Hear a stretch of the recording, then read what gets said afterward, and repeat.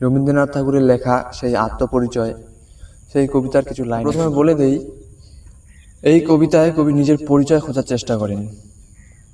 তিনি বলেন, মানুষের আসল পরিচয় কোনো নাম, পদবি বা বাহ্যিক পরিচয় নয়, বরং তার অভিজ্ঞতা, অনুভূতি এবং কাজের মধ্যেই লুকিয়ে থাকে। আমি 4 দিনের অতিথি এই পৃথিবীর, এসেছি শুধু দেখিতে, বুঝিতে, হাসি কান্নার মাঝে খুশিতে জীবনের মানে।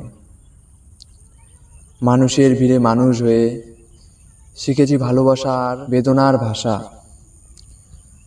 প্রতিটি অভিজ্ঞতায় গড়েছি নিজের পরিচয়।